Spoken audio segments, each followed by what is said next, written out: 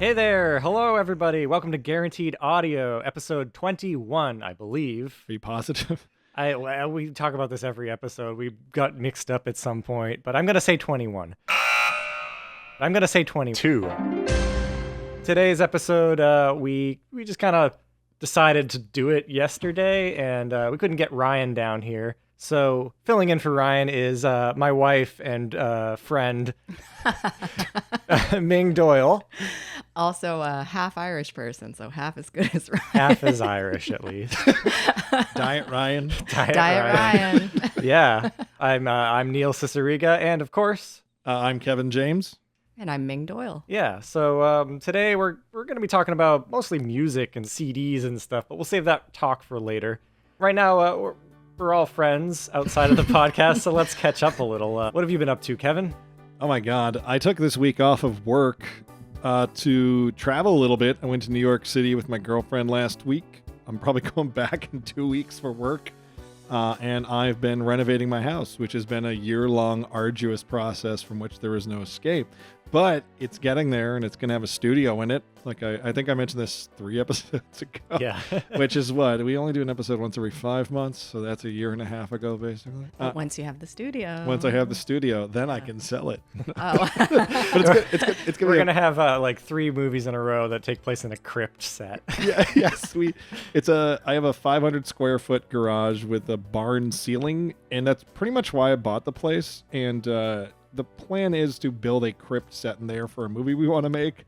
And it was decided, well, if we build a crypt set, we have to kind of just haphazardly make other things that take place in a crypt to take advantage of all the work that's going to go I into feel that. like most of your ideas could take place in a crypt. That's fair play. That's That's the extension of why do so many of their movies have a fake skeleton in them? Because we bought a fake skeleton. We bought 2, actually. but yeah, that's kind of been my life over the last week or I like the 52. idea of leaving the fake crypt set up also for the Redfin listing. I know when I lived in Somerville 4 years ago, 5 years ago, we shot Mr. Basement in my basement Oh, yeah. using like a 14 millimeter lens to kind of make the basement look bigger. Yeah. And I ended up showing that video to the landlord because I liked that landlord, and they ended up using that video to As part of selling it to some college kids. Like, you guys should rent this house. Like, look how big the basement There's is. a demon in the basement. But that's kind of been my life recently. We've been raising our kid, Darcy. Yeah, Neil, our life recap can be one because our lives are one. That's very true. You didn't hold my hand Oh, when I sorry. held it out. Thank you. It's an audio podcast. I know, but that was for me.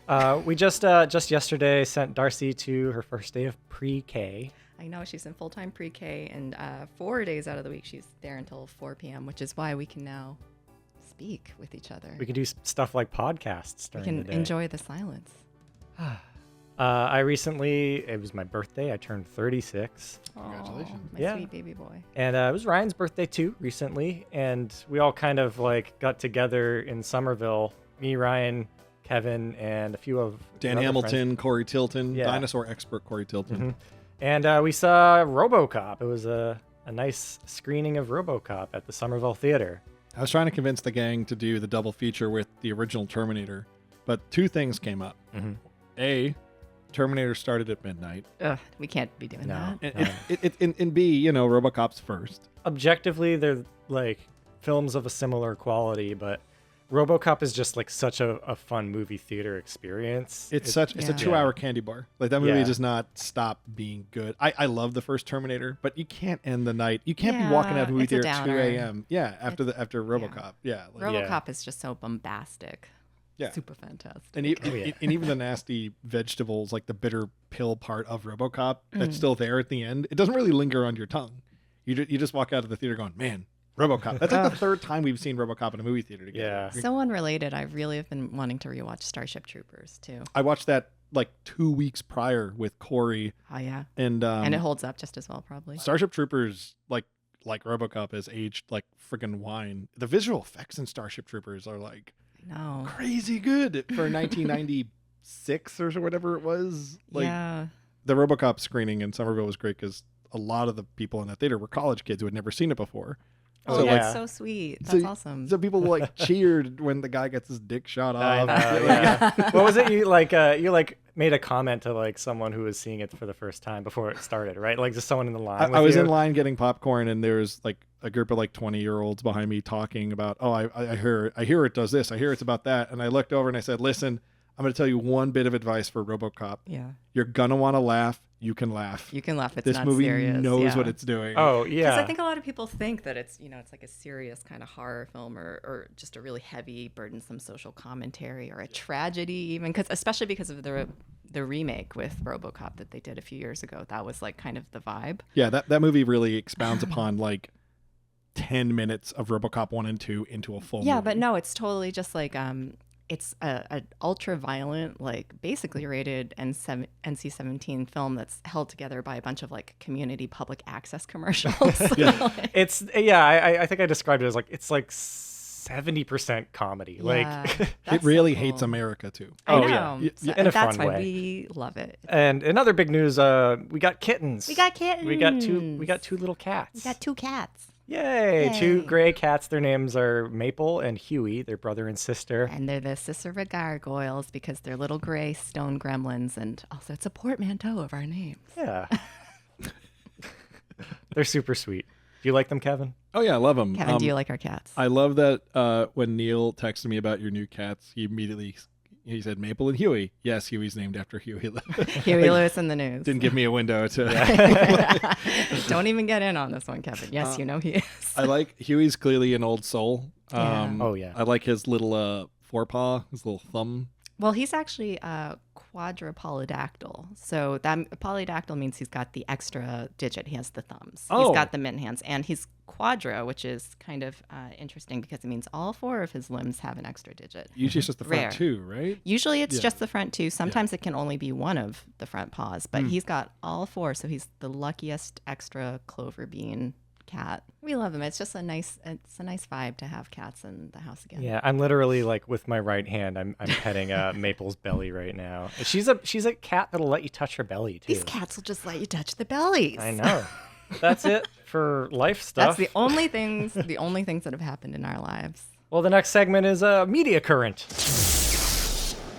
Trademark guaranteed audio. This is the part where we talk about stuff that we've been watching or listening to or playing recently. So, Being Ming, what? subjected to. Yeah, Ming, why don't you go first? Oh boy. Well, I mean, I'm gonna preface it with the same thing that you'll say, Neil, which is that we barely have any time to watch media of our own because of the child that lives with us. The child. The child who watches her YouTube Let's Plays and her Minecrafts and Robloxes. But I have been trying to stay up a little past her, and I watched some of the Star Wars cartoons lately because I've had a really traumatic past few years. I think we all have, so I'm just kind of reverting back into that primordial 13-year-old boy form of myself that I was as a kid. And I'm just like going to the comfort media, the Star Wars, the Lord of the Rings, the Star Trek, the foundational stuff. And I've been catching up on some of the animated Star Wars things on Disney Plus. So it's new though. This is like It's new. Okay, yeah. Okay, well, newish. I don't know. It's like, so I watched the first season of The Bad Batch, which I guess picks up at the tail end of that Clone Wars cartoon, which I watched half of. Full disclosure, but I like Bad Batch. It's a 5 bad clones. I like clone stories. cool. I like a clone story, and one of them, Kevin, you would actually really like because one of them is essentially Rambo. Okay. He's got like half a painted face, a bandana. I around like his head. 1.5 Rambo movies. So they're all clones of Django Fett. They're all basically? clones Yeah. of Django Fett, but the conceit is that they're the Bad Batch. I Yeah. mean, they've all been miscloned, sometimes It's a on House of purpose. Cosby's It's a type. House Yeah. of Cosby situation. Yeah, totally. This one smells real good. This one does computers. This one tells knock knock jokes. This one tells knock knock jokes. This one's a girl. Like, just interesting, terrible things. And it's great. It's fun.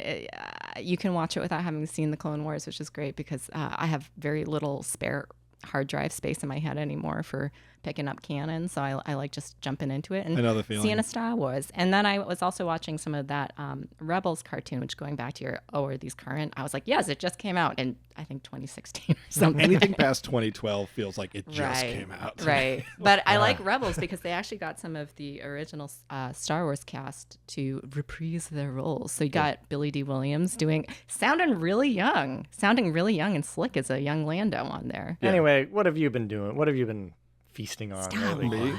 Yeah. So when I was in New York City, I went to the Museum of Sex, which is pretty cool. Oh, good. It was pretty, honestly. Sex. So I looked up reviews for it because it was like $45 a ticket, right? And I was like, okay, is this gonna be worth it? Because it's New York. Like sometimes you get hornswoggled. Hornswoggled Yeah. at the Museum of Hornswoggled's Sex. a hell of a word. But Look, I feel like going into a place marked the Museum of Sex, they're gonna just like hit you over the head and steal your wallet. Where What are you gonna do? Tell the police where you went? It needs to be said again. You're gonna get hornswoggled there, you gotta kids. fill out a report. I'd gone to Ellis Island for the first time and Liberty Island the day before. Okay, so like the great history of that was America. And that then- was awesome. Like that was like $25, like in the ferry rides and all that. Like you really felt like you got your money's worth out of a day in New York City. We should do that sometime. Yeah. But going from that to the Museum of Sex, I was like, okay, is this just gonna be some like hodgepodge like scheme? Like, am I gonna get my money's So worth? what was it? So A wax museum. you basically All right. it was a 2-part experience. Like the first part was the museum, the second part was like the seasonal exhibit, and the seasonal exhibit was this thing called Funland. Every room you went into like looked super interesting. Like there was like a room that was basically a prism you Mhm. walked through. Like so like it was like Cool. perfect for Instagram pictures and stuff Right. like that. But then there would be like carnival games you could play, like when you go to a carnival and you do the water gun game, Uh-huh. and there's like things racing from left to right, like, and whoever like fills up the water the most, like their horse crosses the finish line first. Yeah. Yeah. But all the characters that are riding the horses are like Indian sex gods, Deities. like deities, Ah. yeah. And like so like that part was fun. Like the Funland part was like the real reason we wanted to see it. Okay. But the first part had gotten a lot of nasty reviews on like TripAdvisor and stuff, so I was kind of holding my breath and worried it was going to be like oh a sham. no. And it was awesome. Like literally the first thing you see when you walk in is about like the history of abortion laws in the United States. Oh, okay. Oh, that hence the bad reviews. Yes. Right. Ah, So the second I saw that, I was like, "Oh, this is going to be great." People this is just actually suck. educational. Yeah. Yeah, People are that's just like, I just wanted to see like pictures of Marilyn Monroe. Like I don't know what people expected. Like it's literally Yeah. called the museum. Like, but no, super interesting. Very funny, obviously. Like it knew like when to have its tongue firmly in its cheek and all that stuff. Yeah. But that definitely worth the money. Cool. Hard to impress after going to Liberty Island and Ellis Island. But you didn't feel like your $45 were wasted. No. It was seriously. It was like 2.5 hours. It was like That's it was awesome. It was crazy, like in depth and fun. There was a you would have loved this, Neil. At the very end, they had a computer that was called like Wedding Bot, and you went up and like every interface on it was like disparate technology. Yeah. Mhm. Like the keyboard on it was like an old touchtone phone, like remapped into a keyboard, and it like when you would fill out information about like you and your partner, you were getting like computer married, and it was asking like these really weird, obtuse questions about your relationship. It printed out like a super rudimentary like CVS receipt about your wedding at the end, and it popped out like a little plastic bubble with the cheapest wedding rings you've ever seen. Like it was really funny. Just like, That sounds cute. but, like it was like a statement about the over commoditization Right. of weddings and The stuff like that. industry, the Yeah, yeah. industrialization. Bingo, yeah. That was really cool. But they had this one other thing that was it was like a public kissing booth. But this is the thing. You go up and you and your partner hold on to these metal handles, and you have to kiss for 30 seconds while it lightly electrocutes you. Dang. Yeah, What is yeah. this? Some sort of a reconditioning? Yeah, booth, exactly. or- But, We're like- going to awaken something in you here at the Museum of Sex. So like you'd watch people like go up and like their hair would stand on end and everything like that. Is like, it like trying to give you the tingles? Is that the yeah, idea? yeah. Like, but okay. you feel it through your lips. Like one person's actually getting electrocuted and the other person isn't. So if you're, as long as you're Okay. touching, you know what I mean? Like it's like Oh, so it- intimacy. it's fun as hell. I think this the first time someone's talked about a museum on our podcast. Which is sad because I love museums and I'm always dragging you. Well, before we had a child, I was always dragging you to them. But let's go to museums, not the Museum of Sex. Let's go to the Children's Museum. Museum A of nice, Science wholesome Museum, museum. I was trying so hard on Liberty Island not to keep making Ghostbusters jokes. Oh, boy. I did. I succeeded. But when I got to I paid extra to get into the Statue of Liberty pedestal. Mm-hmm. And I'm in there, and I'm in line with a few people, so I can go up. It's like 50 feet or something. It's like 5 stories. So you could be at like the feet of the Statue of Liberty. Nice. I'm looking around, and this guy who works there asked me, "Oh, you look confused. Are you lost?" I'm like, "No, it's just it looks nothing like the end of X-Men." And the guy broke out laughing. He's like, "Oh, I haven't gotten that one yet." I'm like, "Oh, I'm surprised." I kind of thought it would kind of look like inside of the movie. Yeah. What have I been? Yeah. So Darcy, our child, has watched Mary Poppins for the first time recently. I guess that's going to be my media current. We had to do something to break up all of the YouTube unboxing videos and Let's Plays. Even on the YouTube Kids app, there are like some YouTube poops and weird, some poops and some weird concerning things come through. It is a hop, skip, and a jump to like stuff for 11 and 12-year-olds that get a little dicey in that way. Yeah. Anyway, so Mary Poppins really an intergenerational classic. Watch a real film. Yeah. Try and watch a real film. Did you watch that growing up? No. No? No. What about as an adult? No. I've never seen it. Oh, okay. What? I know of it. That's fine because I understand that. It's because a lot of like 60s like family musicals are ass. They're just like shitty bang bang. Yeah. But this is Mary Poppins. This is Mary Poppins, and I grew up with it, and I always thought it was just hilarious. Practically perfect in every way. She's great. Julie Andrews is legitimately great. Dick Van Dyke is hilarious. Like watching it as a dad now, like it is kind of just about the dad.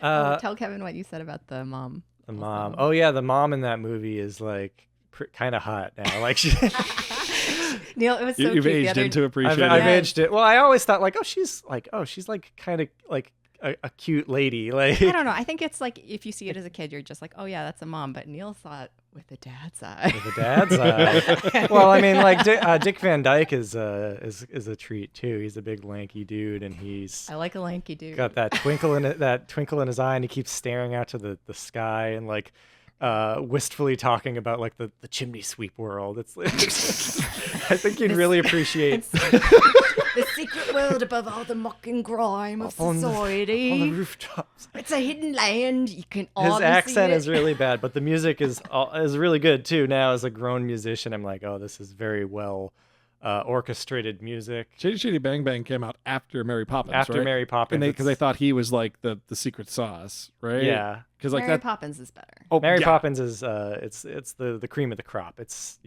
good stuff. If you're out there and you've never watched Mary Poppins, watch it. Also, I think you'd appreciate it as like an early blue screen movie. A lot of it I've heard of that. takes place. It's not blue screen, it's yellow screen. It's this own special process that only Disney They jump use. into a painting. They jump into paintings, and it's like if you watch it from that eye, there's a lot of composited shots that are like kind of amazing for a 60s movie. So you showed Darcy Mary Poppins. Oh yeah, what did she think of it? Yeah. Very cute. She's been singing the songs all day. She woke up this morning, and the very first thing she said was, "It was really sad how the daddy lost his job." Yeah, spoilers. We're walking a fine line where I don't know. It's like we kind of let her watch the Let's Plays and the YouTube and stuff, so she can relate to her fellow man, the other children. That's fair. That Yeah. she knows, because with us, we'll just be like, no, watch the stuff that we watched that was old even when we were kids. So. But She has I think she has a creative appreciation for video games already, because I've been playing some stuff with her. I've been playing Luigi's Mansion 3. She loves on the gaming. Switch. She's a gamer. She likes games. She lets me catch the ghosts, but that game is all just like exploring and like environmental puzzles. It's Resident Evil for kids. Yeah, it's great. That's awesome. I'm really enjoying it. Yeah. I'm like halfway through it, and Yeah. I'm like resisting the urge to play without her because she'll get upset that she missed She something. would get very upset. I just the other day, Stacy has a Switch, and she's got a few games for it, but she never played Mario Odyssey, and I haven't played it either. So I went on Facebook Marketplace and I got a copy for $30, which is a steal for a first party Nintendo game. Half off. Right? Yeah, and like we put like 2 hours into that, and I haven't really liked a 3D Mario since 64. Like I didn't like Galaxy. I know Is that's that the heresy. one where it's like, I mean, I know all the levels are different, but there's that one where it's like a city and he's just walking around a city. And you can throw the Yeah, hat. you throw the hat. Yeah, Yeah. you throw the hat. And he's got lots of cute costume changes in that. The whole hook of that game is he gets a hat. It's a magic hat that when he puts it on people, he turns into whatever he throws the hat on. Hey. And the first time you do it in the game, Stacy's playing it and she finds this frog and the hat lands on the frog and this cutscene happens where you see Is it like The Fly? what Mario sees when he becomes something. Oh, no. And it's like kind of freaky. And Mario's like, what the hell's going on? Like he gets like sucked in and like the frog's eyes go like akimbo and everything. And I did not care for Mario Sunshine. I didn't like the Galaxy games that much, but Mario 64 is like one of my all-time favorite video games. And so it's why I love Jak and Daxter and Astrobot and all that stuff. But this game, I've definitely out of the blue been playing Switch. Like it's been around for years, and I never bought one, and I just didn't have time for it. But it's a 3D Mario game. There's some cute games on it for sure. Oh yeah. Well, speaking of bad culture from our youth, let's talk about how we accessed music when we were younger. Yeah, my idea for this segment. Explain your thesis.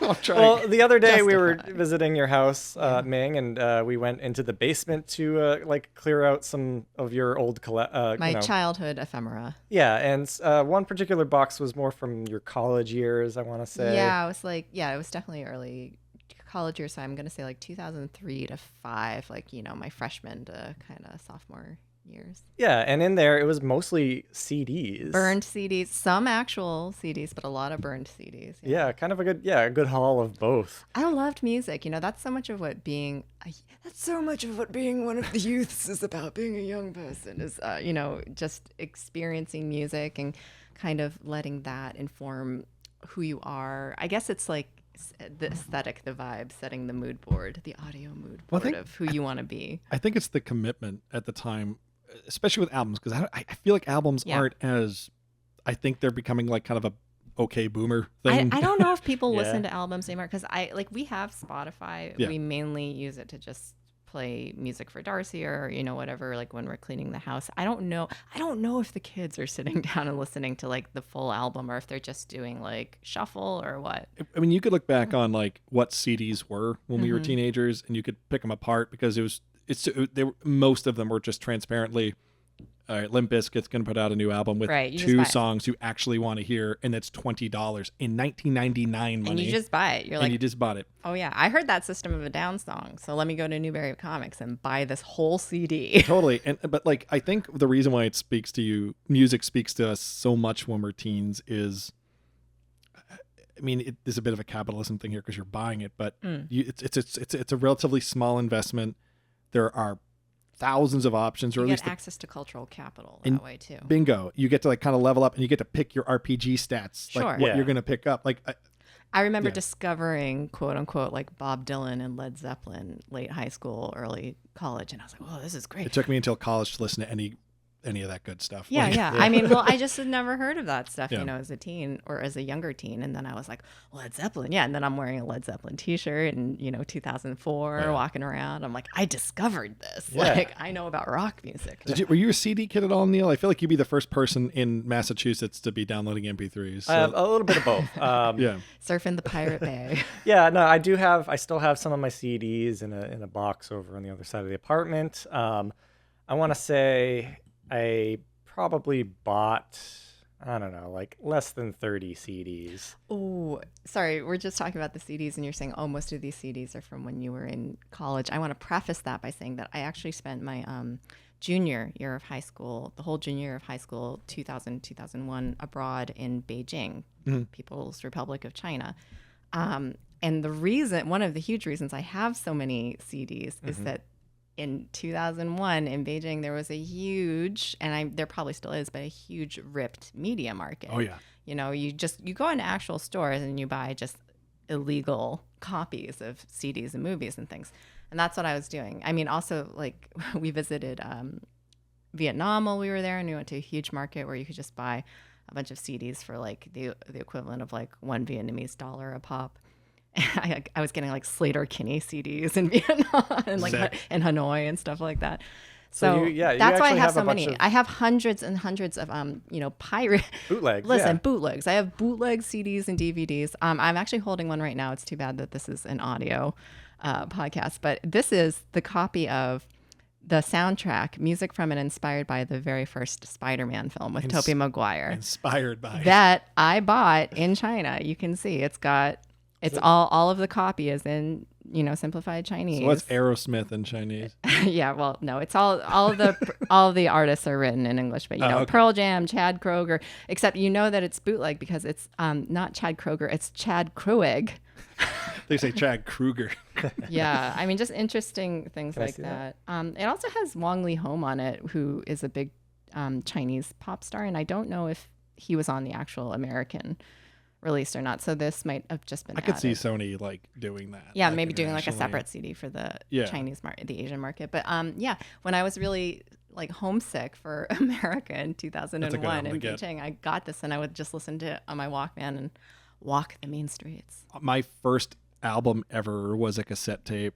My dad bought me, I forget which store. It was at the Kingston Mall, but it was before FYE, and it was the Back to the Future soundtrack, which Awesome. is there's 2 Alan Silvestri score hits on it, and the rest is just Got some Huey Lewis on some there. Oh yeah, that's what got me into Huey Lewis. There's some Huey Lewis. There was all the other crap on there. But what Neil, did you ever buy or get a CD or a tape when you were super young? When I was super young, I don't know. I had that Ren and Stimpy soundtrack that I apparently loaned you, and you lost it. The orange cassette tape. Yeah. Yeah.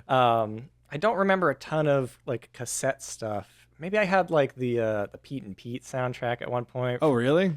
I don't know. That was underground for a while. That was hard to get until we were 20. I just remember at school The Polaris stuff. yeah, Polaris. I remember at school some report we were doing asked me what's your favorite musical artist, and I didn't know what to put, so I'm like, Polaris. That's a good pick. Yeah. I feel like we're all of a certain age where burning CDs and MP3s hit kind of right in the middle of our cultural Yes. adolescence. So many of my CDs, if they're not bootleg Chinese versions, or, I did actually buy some actual CDs from stores, then they're just essentially mixtapes. And, a lot of them, it was very nostalgic because I was going through these whole spindle stacks full of CDs, and I just saw the handwriting from all of my friends from art school and everything saying happy birthday, here's a CD I made for you. And just seeing all the things that we were listening to and passing along. And, it was just really touching. You build associations with songs and their relationships to other songs because of burnt CDs. I'll be listening to a song on YouTube Music, and it'll play, and I'll have this idea of what the next song should be because of a CD it used to be on, a burnt CD I made as a teenager. Born to Run's ending. Now I'm going to hear, Dare to Be Stupid or something. Yeah. I think my first proper album that I got that my parents bought, it was right before we went to Disney World. Yeah. And I guess for the trip down or something, they bought me and Emmy the Weird Al box set. It was 4 discs with with 6 songs from each of his album or something like that. So it was just all the better material from all of his albums up until Bad Hair Day. Yeah. And that was my entry into the world of Weird Al and the deeper discography of Weird Al. Your entree. And it literally it got me into a lot of other artists because he had who he was parodying. yeah, he had Devo, the Devo song. He had a Talking Heads style parody, and I learned about these songs. Ming right now is holding up her very cool Matrix soundtrack. Hell of a soundtrack. This is my burned copy of the first Matrix song soundtrack and Matrix movie soundtrack. And I've written on it, I've done the Matrix font in Sharpie. I've written down everyone who is all of the artists and the sound and the songs. And then I've also included my own commentary, which I just wrote kick ass. It's in a thought bubble. I'm this movie's kick ass and this Pretty music good, yeah. is and you gonna get filled in the background, so the Matrix is white on black. Yes, I was always split on tapes and CDs for the longest time because I would get Discmans, but I would frequently be in cars that had tape decks, and the tape to Discman converters would only work for 3 months and then they'd fall apart. Sure. So like I had Running with Scissors, the Weird Al album, on cassette. I had that on cassette. Nice. But I had like at that point I still had CDs. I was still buying them, but for some reason I got that on cassette.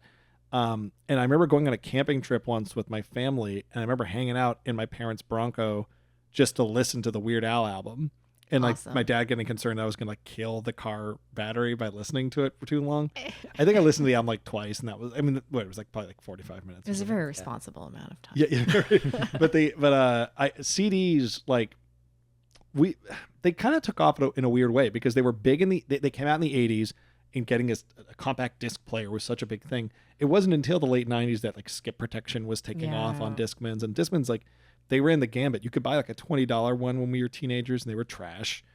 Or you could spend $40 and I get, think like most of like the Sony Walkmans and stuff I had for like $55. Like you got a Discman or whatever, and you're like, this is an investment. with bass boost and all that. I Like, think my first actual CD that my parents bought me might have been Spice Girls, Spice World. that's a great CD. Yeah. Very good.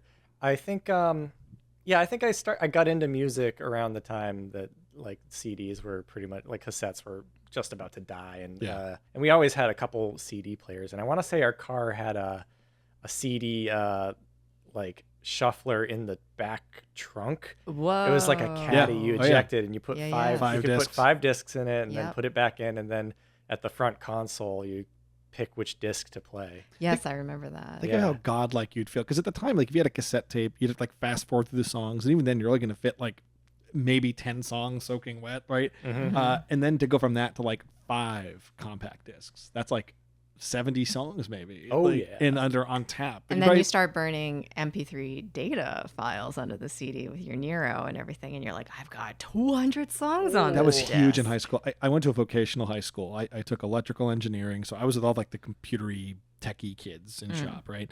And we had CD burners. People would literally come to our shop during the day and come by between, like they'd have hall passes to go to the bathroom, and they'd like walk up to our shop and be like, hey Kevin, could you like burn me a copy of that System of a Down album? Like, do you guys have it? Because we had like a T1 line, right? Yep. And we'd like pirate music and burn CDs. I for love people. how we're just all outing ourselves as criminals here. We're But I mean, this teenagers. is We had just no money. This is what everyone did, though. I would go to the library and I would absolutely burn and rip every DVD and CD that I borrowed. Yeah, you know? absolutely. There was no point not to. When I finally got like a DVD drive on my computer, I remember I was so excited to like rip movies so I could watch them on my PSP. You know what I mean? Because it was like a 16:9 screen.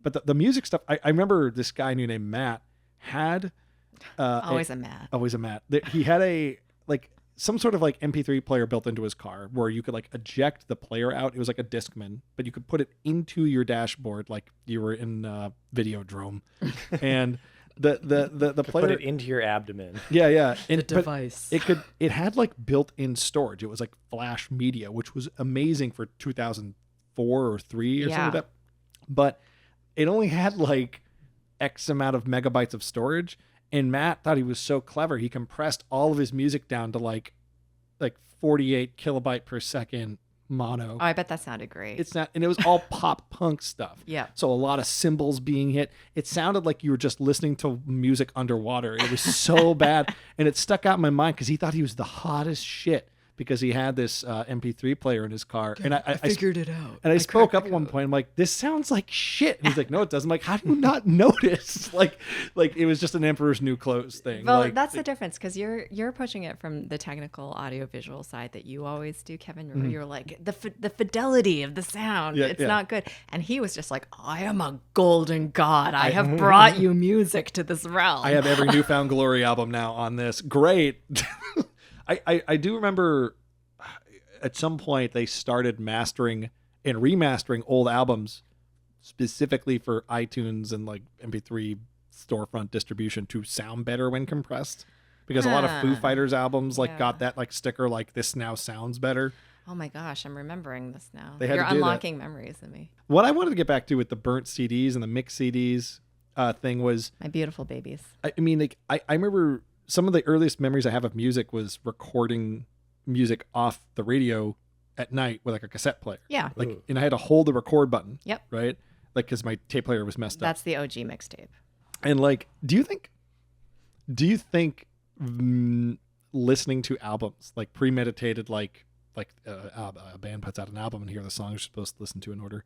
Do you think that's like a lost discipline or something that no one ever really wanted? This is so interesting that you say this because Neil, your whole deal. Yeah. I mean, is to make albums. Yeah, that is something I strongly believe in. And Yeah. that's like something I really push. Like when I put out like a new Mouth album, You like to present it as I present it. I make sure all the tracks flow into each other in interesting ways, and I upload it as a continuous mix on SoundCloud. And I try and encourage people to like, when it drops, I want you all to listen to it at the same time so you can react in real time and stuff. So I think people do kind of appreciate that experience still. I like it too. I like listening to an album. Same. I like having a curated experience where I know, the artist sat down and this is how they wanted me to go through the story. Yeah. You know? Yeah. I got into that. I mean, like, Abbey Road is a lot like that and stuff. So I like it. I remember like early album experiences feeling that way. And I think one of the first CDs I bought was Cornelius, the Japanese Beck, they called him. And Everybody knows. And I think he was like the first like album that I listened to like with headphones that all the tracks flowed into each other. Like a track would seamlessly become the next track. Yeah. And that was like made a huge impression on me. And that's how I've done all my albums since then. And that is something that I think the kids still like that. I think people do like that and they're impressed by it. But stuff like Spotify, throws throws a wrench into the works because it'll literally put a little pause between the tracks sometimes, or an ad break or whatever. Yeah. I have a lot of bands I'm into, a lot of smaller acts that I access through Bandcamp. Will do the trick where they put out like the 3 or 4 big breadwinning singles over the course of like 3 months leading up to the album. And then when the album drops, you've already heard half the album, right? Sure. And like, but I'm the kind of guy that will spend 99 cents buying each MP3 just like support the band. Then the CD comes out and I drop another $12 to get the CD sent to me. Super fan Kevin James. I just like having the CD in my car because like when I'm like on a road trip, which I do frequently, I do like the experience of hearing an album front to back for that reason. But I do think I think I'm at a point now where it's like 80-20, like the ratio of like just listening to like a single I want to hear or like going on shuffle. I remember in college, my buddies Anthony and Steve got me into the Who. Like they were the biggest Who fans. Yes, the Who. That was such a college band. Tommy. They showed me Tommy. They all that stuff, and we watched We watched 2 documentaries about the Who. Super funny. I'll tell you about. There's some really funny shit where Roger Daltrey was a real big goofball. Oh my God, Roger Daltrey. There's an infomercial I saw with him years ago where he was doing like a Time Life ad to sell you like a CD set of old, and it's so obvious like he wasn't up to the task to like talk to the camera and do it.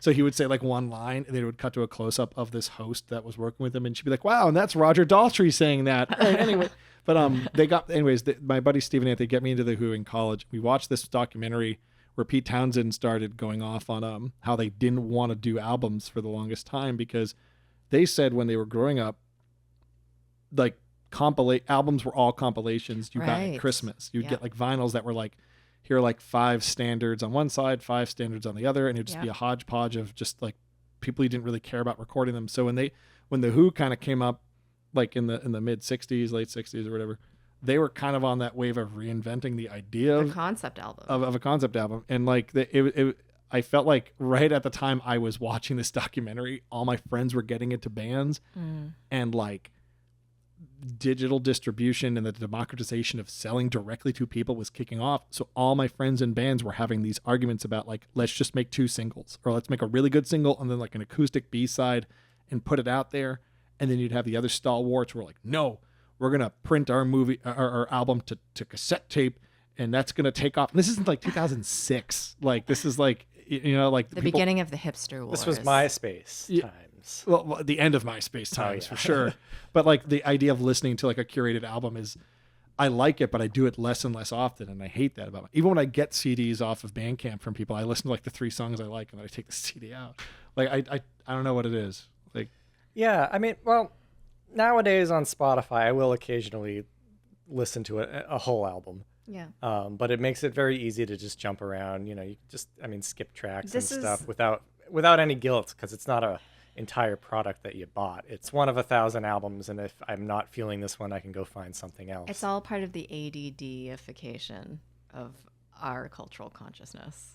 That's why I can't get into reels. And that's actually, going back, I was so excited that Darcy watched Mary Poppins. And, she watched it over the course of 2 nights. But at the beginning, she was saying, I'm bored. Can we watch something else or something? Because she had watched it for 10 minutes. And Neil and I were like, no, you're going to watch this until the nice lady shows up and starts singing and you enjoy it. Yeah. But it's because, she has access to the tablet, to apps on the Roku. She's going in between Netflix Kids and Disney Plus or whatever. She is absolutely, I didn't want this to happen because I read all those same articles too. It's like, if you let a young brain have access to a tablet or whatever, it's going to change their neural pathways and they're just going to be clicking around and unable to concentrate on something for a sustained period of time.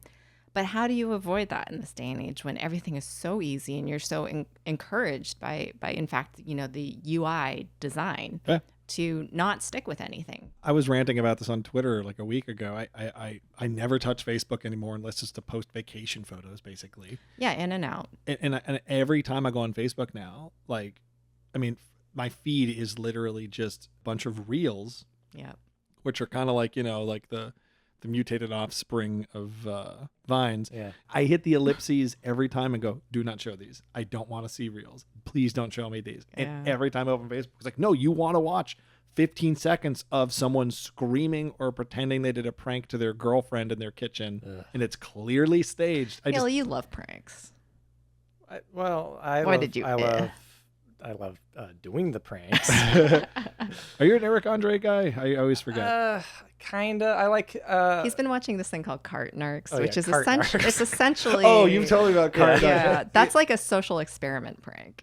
That's Jackass. It's a public service. That's actually. Jackass. That's like there's an old Jackass. Okay, well explain Cart Narcs. Cart Narcs is a guy who. Cat Narcs. Oh, it's actually a guy, but he claims to be multiple guys. He claims to be an organization, and he just hangs out. Love it. He has a GoPro on his chest, and he hangs out in parking lots all across the country. He just like waits for someone to get in their car without putting their cart away, and he'll like go up to them and he'll like make a siren noise with his mouth and say, like, "That's not where the cart goes." With his mouth. With his mouth.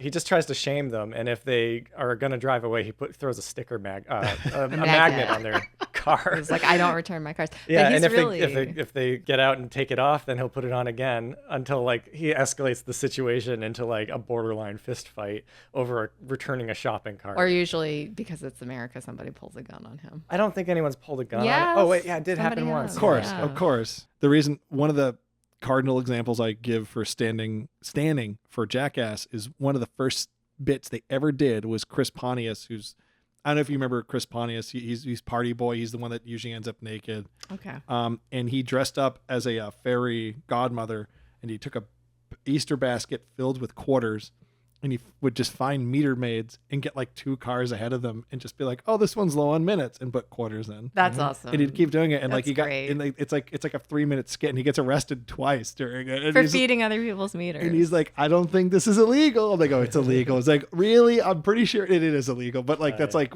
that's what Jackass is to me. Like when I like those chaotic good. So, well, let's go back to the early days of file sharing, because we've talked about burned CDs and ripped CDs, but not so much about acquisition from someone else's collection. I got most of my MP3. I mean, yes, I had Kazaa and LimeWire and Napster and all of that, but back in the days, dial-up, it would take you 4 hours to download one song or whatever. Yeah. But when I got to college, to a certain extent, this also existed at my boarding high school. AIM file share? No, kind of DC++. Similar thing to AIM file share, but it's basically, you access a server. This is like the early 2000s, so it's really before sysadmin at colleges realized that they had to have security. And they couldn't just have like an open internet system where every student could access every part, like every department, all of that. So the kids would basically, there would be clusters like, this server services like this half of the campus or whatever. And we would have a thing called DC++ where everyone could throw their illegal anime, MP3s, movies and whatnot up there and just grab it. And that's how I got weeabooed. That totally, like getting to college, it was like such a game changer for Yeah, my you get music kids collection. from all over the country, all over the world, sharing all Right. their media and everything. It's very cool. Our college radio station was just like a bastion for that stuff. Like people would just straight up like tell people over the air, like, oh, if you want like my music collection, this is my AIM screen name, and you can just do, you could just add them as a buddy on AIM. Yeah, AIM publishing File, essentially get that. file. Yeah. It was like a less sophisticated version. We of actually, that. in my high school, like in my junior and senior year of high school, so like 2002-ish, I want to say.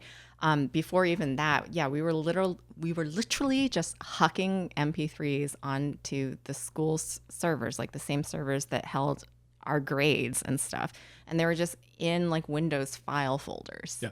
Then we just would name them things like, you know, Punk ska cover. punk ska underscore. cover. Yeah, and and teachers and administration just weren't they just would not click past one or two folders to see what was there. Yeah. It was great. It- We were just naughty kids. I feel like at the time you definitely felt like it was a shortcut to getting access to things. Not even the money, but just like the expediency. Like I just heard this American Hi-Fi song on MTV. I want that song Well, I now. guess that's what like YouTube is now. I mean, YouTube, yeah. TikTok, Yeah. all that now. But it's just Yeah. like it felt more special when Yeah. you're like, oh, I'm going into this hidden thing that only people in my generation, cool kids know. only the cool kids know Yeah. about, and it's I- like really yeah. seeing like somebody's personal, and also people because people would name them. There's a whole like, oh, do you tag your files so when they show up in iTunes they look correct, or are you just like a chaos gremlin and you name them whatever you want? I was like, the former for sure. yeah, I like was really Dave Sick Mix track number 17. Track 01 bought out MP3. Yeah, and then you're like, what is this? You're unlocking a memory because I was gonna bring up Napster, but I want to say I vaguely recall even before Napster came out, somehow finding just like the raw IP address of someone's like FTP server, maybe even just like using search engines, like managing to find like an open directory with that happened all the time for me. Yep. Yeah.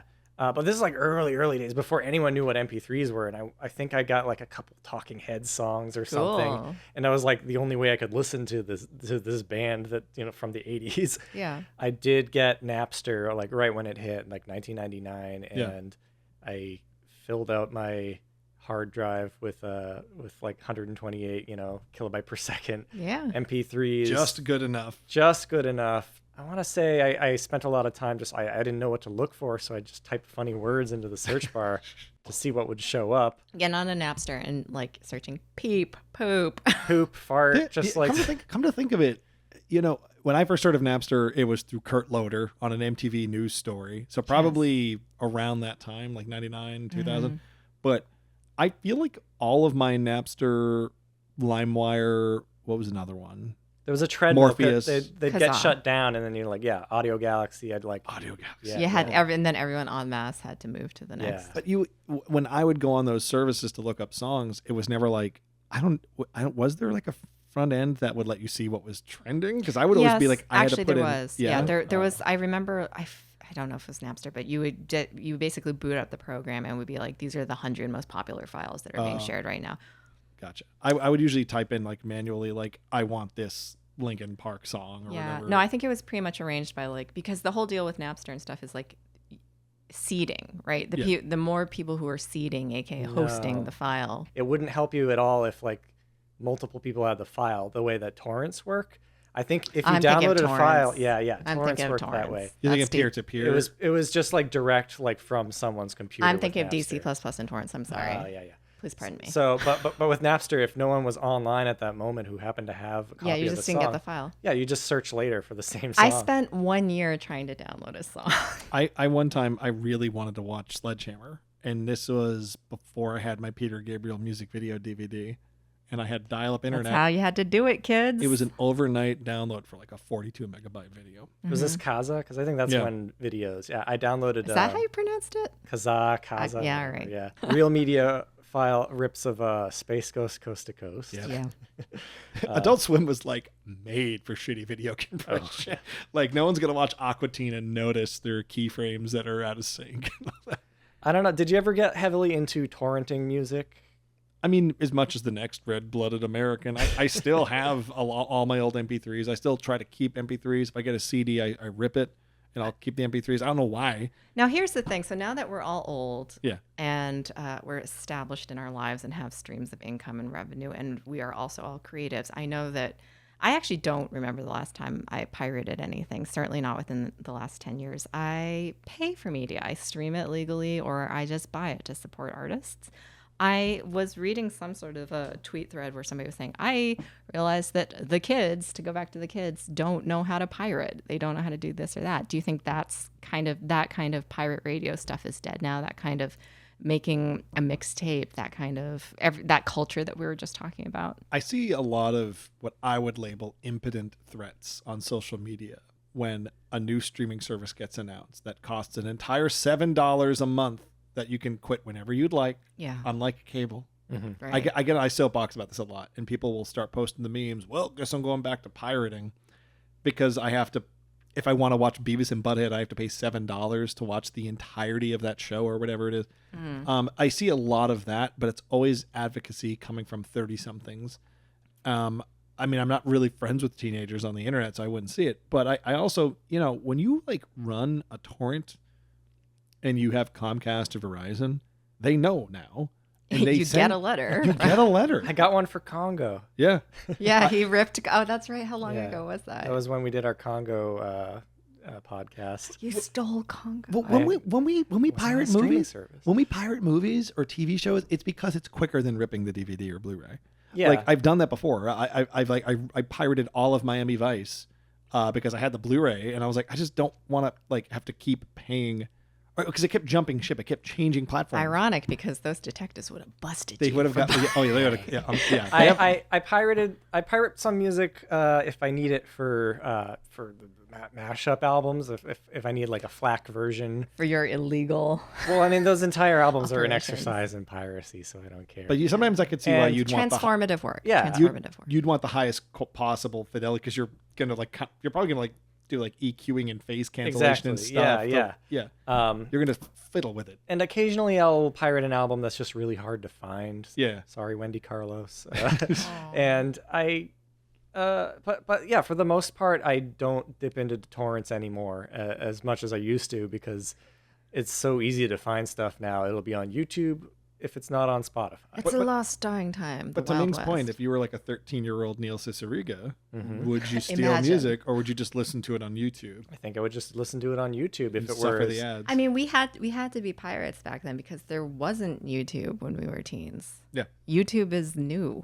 You know what? Actually, I wanted to bring this up. Alex Winter, I brought up this documentary before, but he made a documentary about 10 years ago called Downloaded, and it's all about Napster and like the creation of it and everything. And one of the big takeaways of it, and I got to talk to Alex Winter about this in person. Was he wearing a crop top? When I ran into him, no, he was No, wearing. right. I ran into him in London back in April. I don't know if I talked about this on the show, but It would have been chilly to wear a crop top in London. I told him to his face, my favorite part of that documentary is he flat out just illustrates like this is what media distribution on the internet looked like before Napster and after. Interesting. iTunes looks exactly like Napster. Yeah. Apple looked at it and said, well, what Hey, if we this is just good. take this platform and make you pay 99 cents a song? Yeah. Like Apple just it before that, I mean, like there was like things like Winamp, but that was just for listening.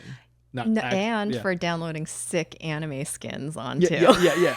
But like as far as like Yes, I still load up Winamp because there's a couple things it does pretty well. oh, I love Winamp. I yeah. used Winamp for our wedding. It was Yeah, our you did. DJ. Yeah. I'm an MPCHC guy. But Oh, like, yeah. but like the point being like Napster defined how we access music. I mean, I'll just say music through the internet. Like that's what iTunes ended up looking like and other knockoffs of iTunes. And it's kind of crazy to think like that is how undeniable and irrefutable pirating MP3s was.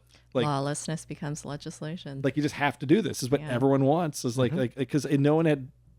Do you think like it's like a Blockbuster Netflix scenario where if like BMG or whoever was ready to go earlier on, like imagine you were buying CDs in 1998 and then 1990 and then like Sony or whoever comes out and says like now you can get like the Chad Kroger song from Spider-Man for 99 cents just or for free for the first song or whatever. Sure. Like it's that didn't happen though. Like the record companies got forced into providing a la carte song purchases and streaming through Napster.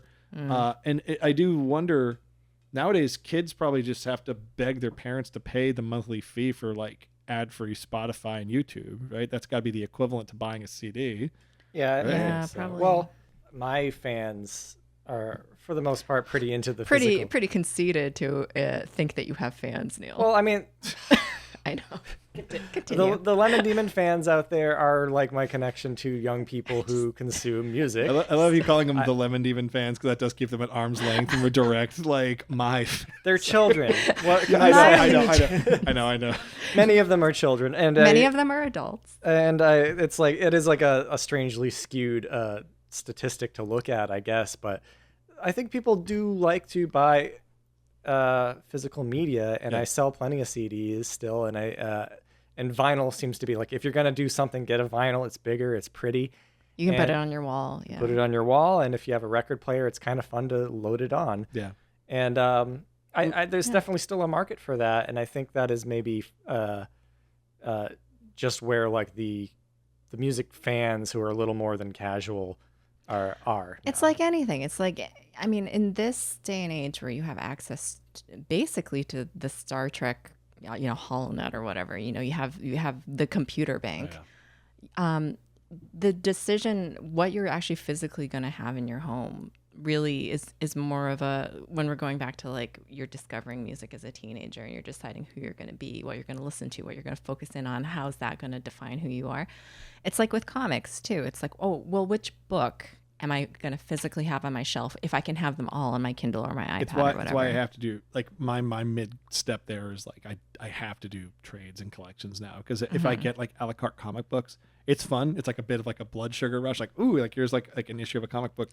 But Sure. I mean I still have like 4 white long boxes in my house now that are just and I've cut down on the a la carte physical purchase of comics. I've definitely done some Comixology. Is that the big one? Yeah, well, it was. I think actually, like right now, there's some sort of industry-wide shift going on where Comixology got acquired, and that's the other problem. Is like all of these hosting platforms or whatever, they change. Yeah. And you just suddenly can't access the. And what if you've You invested? did a whole documentary about it. Well, that's the me thing. nuts. Like, Yeah. weren't you saying it's like when you buy a digital copy of a movie or whatever, you're not actually buying the copy of the movie. You're buying a license, the permission to see it. So it's like, if all of our dreams came true and Amazon was destroyed tomorrow, if you had bought any media on that, you just don't have it anymore. SOL. You just don't have it.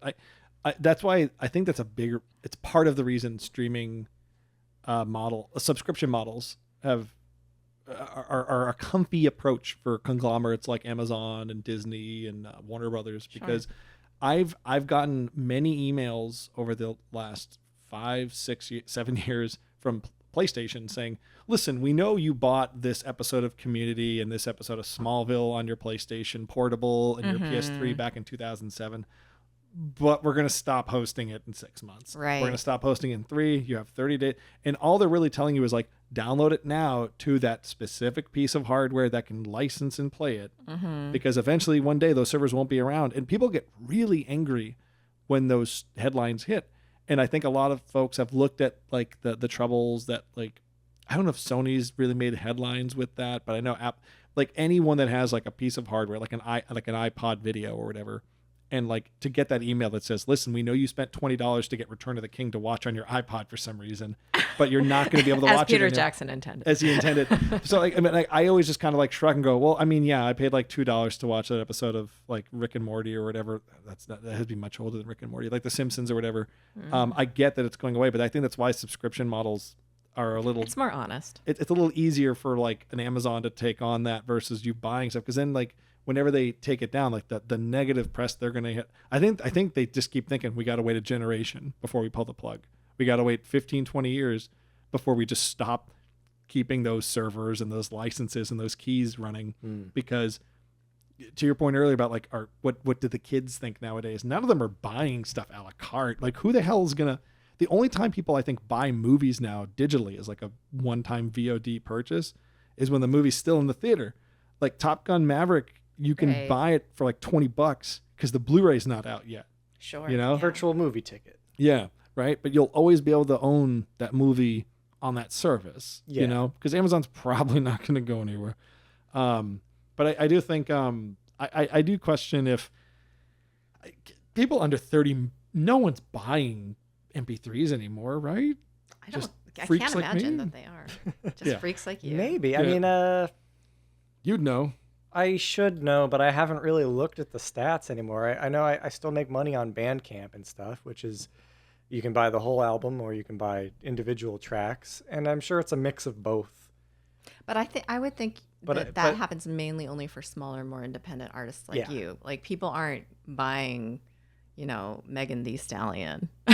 I'm sure she makes MP3s. more money than all of us combined on her individual track sales alone. Yeah. We're the wrong people to talk about this because Kevin, true. you support creators and you probably buy more from people than the regular person. And Neil and I don't have time to consume media anymore. So what are we doing sitting around this campfire? I know. Like, I'll asking say this. question? I'll say this. I've been trying to incorporate just music into our daily lives a little bit more. Yeah, me too. When we drive to drop Darcy off at school. This is why you showed Darcy that movie. Yeah. Because you want to like teach her how to do chores to music and yeah, stuff like exactly. that.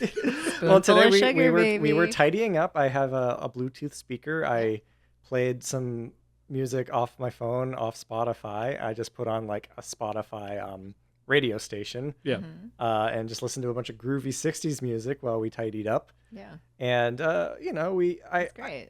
I like that aspect of it where you can create kind of a radio station, a shuffled list of songs you've never heard before, Right. but which fit within a genre that you think you'll like. Computer, play somber mood. It's what the radio is supposed to be, but isn't anymore because it's all country music. Yep. Yeah.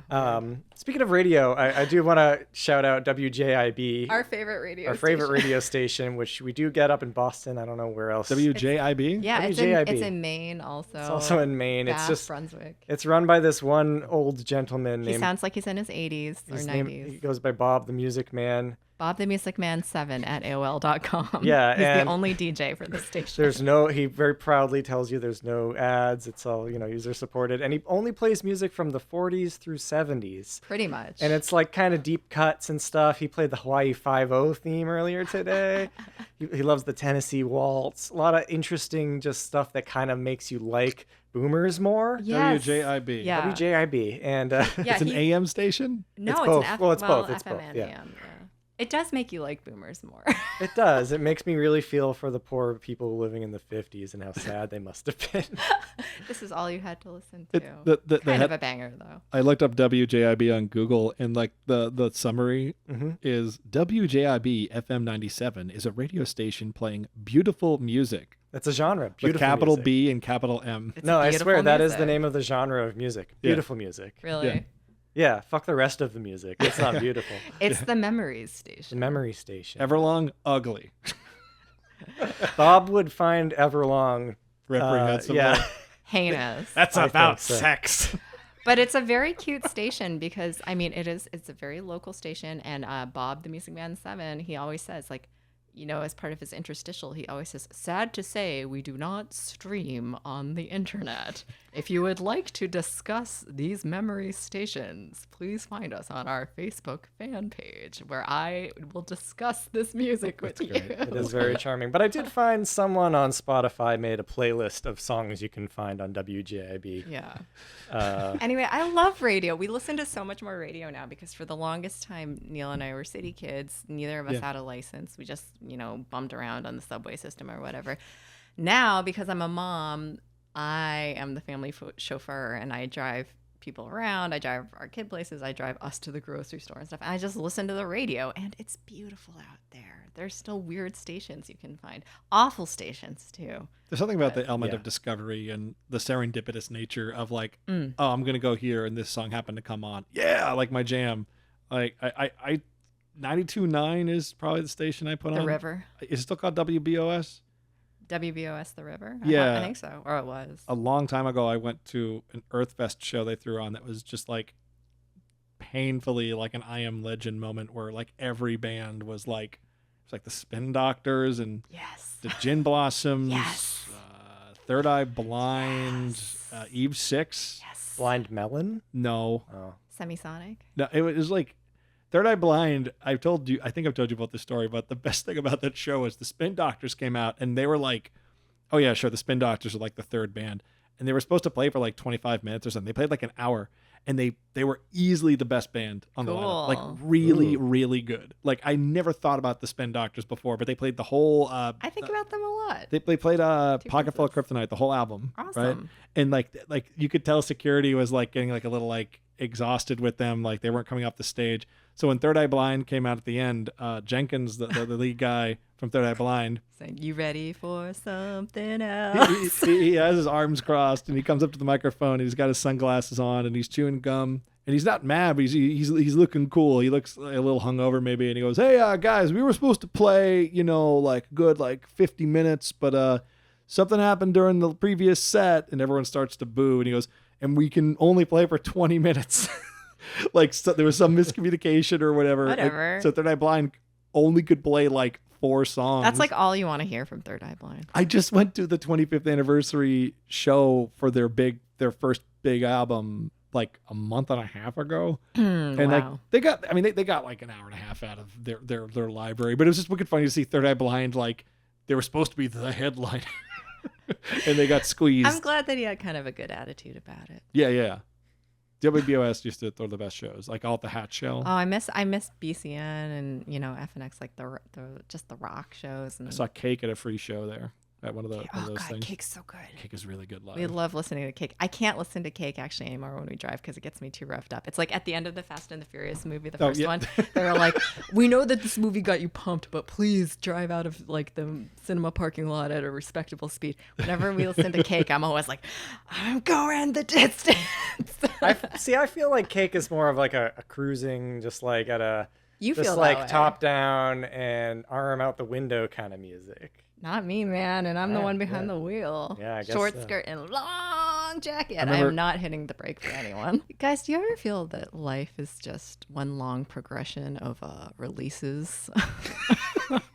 I'm pretty sure I've seen. Do you ever feel like all we do is consume? Yes.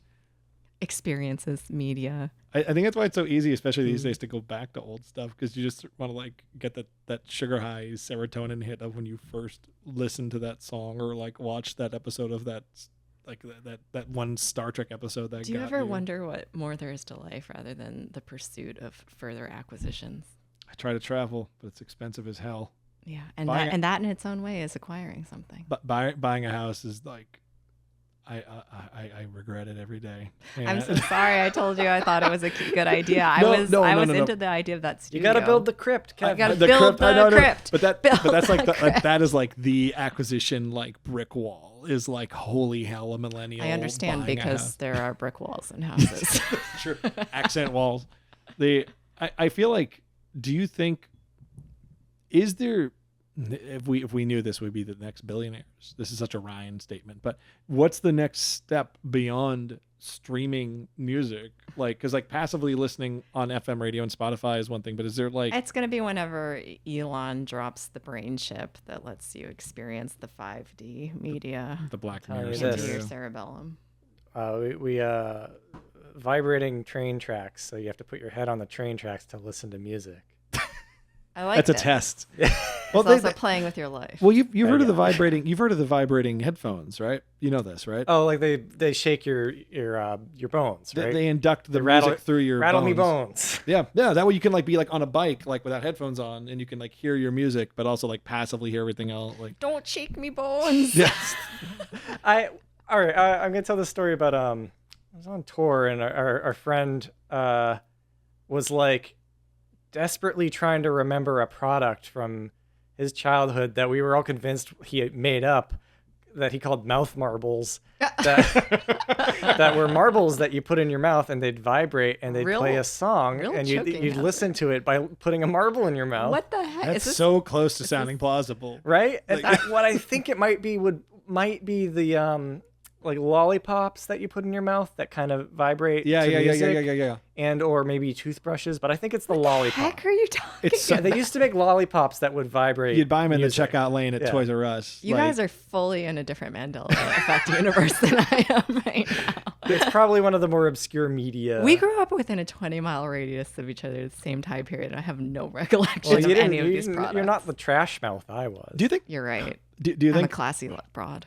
Do you think our like adolescent tenure, like from the ages of like, let's say 11 to 25, was the most transformative, or like there was the most acceleration in terms of media access? Because Yes, absolutely. We're the only, us millennials, us elder millennials are the only generation that grew up in a pre and post internet world. Yeah. So there's no other generation of people that are going to have our subset of memories and experiences that honestly, were entire culture changing, society changing. I think it has taught our generation to be healthily skeptical and cynical, because we've seen like, hey, why don't you buy this episode of SpongeBob SquarePants for $30 and it works only on your Game Boy? That was a real thing that they were Yeah. trying to sell us as kids, you know? Yeah. Like we've seen that, and we saw all the failed attempts at that, and even like like things like UMDs, which I feel like were probably not crazy offensive. Now what's that? Is that an ultra mega disc? A Universal Media Disc,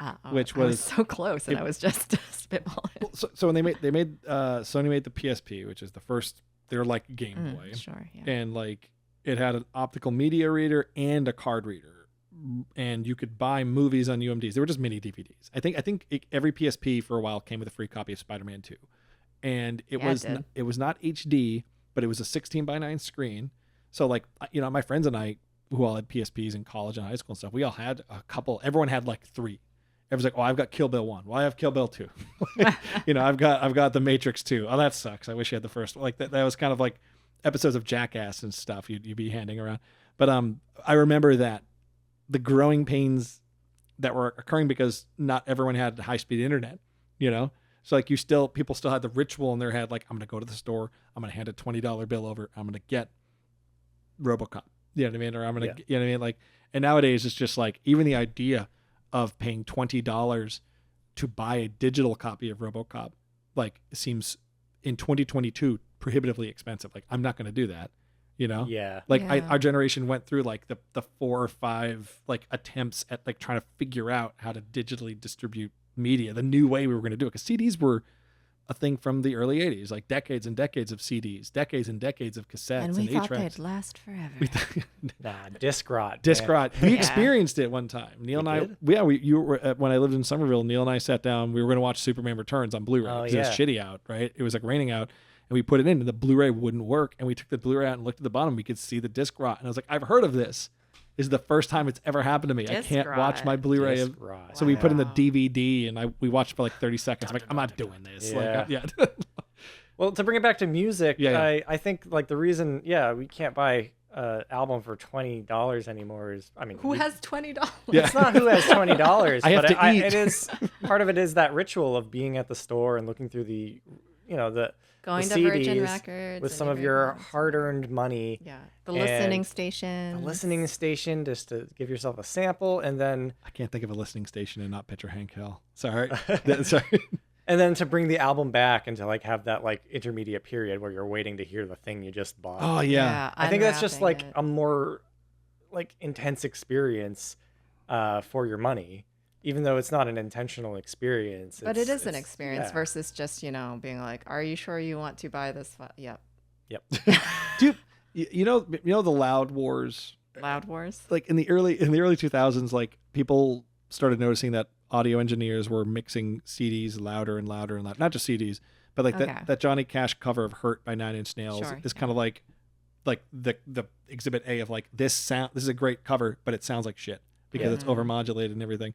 Yeah, it's the thing where like they put compression on it, so like every time it gets loud, even like a drum beat, the volume goes down briefly, Okay. and just Equalize it. to equalize it. And when you do it, you can raise the overall volume. To normalize the peaks and valleys. Yeah, but it lacks punch. It lacks like I see. It's less dynamic. Yeah. And do you feel that? Because I feel like the medium has always shaped the content for worse. when it comes to the way we access art, right? A bold statement, Well, but I'll stand by it. like, I'll let you. Yeah. Like limitations are cool and all. Like but there are fun stories like, why is the Hulk green? Well, because it was easier to get Some green people ink say than- that limitation is the mother of invention. yeah, but like with music streaming, Sure. right? Like I'll just say Spotify. It's not specifically Spotify, but with Spotify, there must be metrics and analytics readily available to music proprietors that go,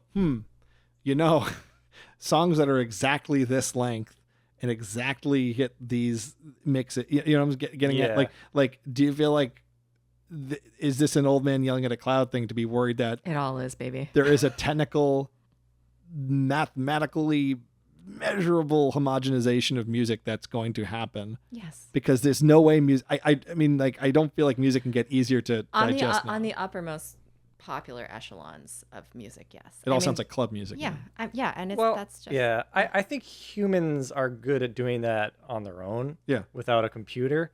If you look at any like explosion of a genre, if you dig through it, there's a lot of really samey sounding music, you know, and folk and rock and every genre Sure. that has organically, you know. But So even you're arisen. asking, are we eventually going to become the monoculture? well, yeah. Like, do you think like because I feel like I noticed this like 5-10 years ago, and I think music broadly speaking is better than ever because I can find the specific sound I want through a YouTube or a Bandcamp or whatever. But I'm There's cool saying like songs out there, man. but like mainstream, like the 10 bands everyone's going to remember in 20 years from when they like if you're 13 right now, 10 years from now you're going to look back and be like, oh, you know, like Lizzo, Taylor Swift, you know, all that's like that they're the big name. Do you think even genre barriers have broken down because of like, well, technically speaking, the chart says this will make the most money? There's always been that, but now it's like so like Spotify must know when you rewind a song to hear the part you like. Yeah. You know, The surveillance state aspect Yeah. of the monoculture. I see what you're saying. like, do you Yeah. think do you think those analytics are gonna? Because they've definitely changed movies. Yeah. Yeah, Have that's you why seen a movies Marvel are- movie lately? Movies are so unwatchably dull these days because of that. Yeah. Interesting. I don't know. That's too big a question. Too big a question. It's a Black Mirror episode. Hey, do you want to do some Patreon questions? Yeah, let's stop talking about music. Well, actually, no, the questions are all about music. All right, well, Wait, I hit the wrong button. hit it again. Welcome back, and we're going to do some questions from patrons. At guaranteedvideo.com Yes. or guaranteedaudio.com. Do we both. still They both go to the right place. Well, now once you pay to access that Patreon, do you actually have eternal access to you boys, or is this just kind of a licensing thing where they have limited? They're allowed to look at our personal lives in perpetuity. They can DM us at any hour of the night on any platform they're choosing. We have a live 24/7 camera on Ryan at all times. Anyway, the questions we got, I solicited questions and anecdotes. I really only got questions, so no one wants to talk about themselves. All right, so Nathaniel Rohr asks, Kevin, can you detail your path to becoming a big Bruce Springsteen fan? So if you've never listened to this podcast before, I like Bruce Springsteen. It probably has come up every other episode, right?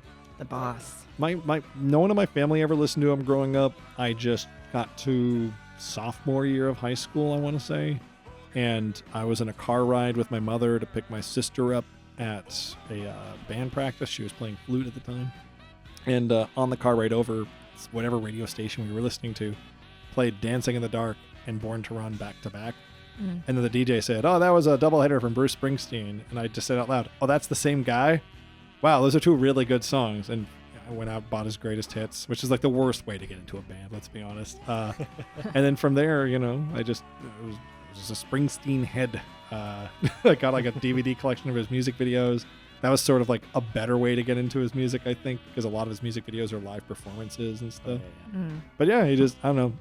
It took me until college to find a bunch of friends who really liked Bruce Springsteen to the degree I did, and I could like talk to them. Joanna C asks, was there a specific moment when you realized that time was up for physical music media, at least in the mainstream? What sparked that realization? Is this what we just talked about, basically? Yeah, but was there like What was the specific? moment? Yeah. What was the last? Okay, we talked about what was the first CD you bought. What was the last CD you bought? I mean, I bought some 2 days ago at a Kevin, Savers. you're the wrong person I know, to yeah. talk to. At a Savers, yeah. Yeah. Oh, no, that doesn't count, though. Like, when was the last time you went into a Newberry Comics, Yeah. some sort of a retail store, and bought a first-run copy of a CD Yeah. where the profits were going to go directly to the record company and the artist? The only equivalent I have is buying vinyls and CDs off Bandcamp. That's I still do that as like a support of the band, because if you buy the CD on Bandcamp, usually you get the MP3s with it. Yeah. So that's not Bandcamp kind of exists in a different category for me. I'm kind of talking more like the music that you would hear on, the top 100, Exactly. Hot 100. I know what you mean. I can't even remember. I'm trying to think of like the moment I realized it was over. It was probably Netflix. It was probably from Borders to I don't know. Borders is gone now, baby. I think Borders.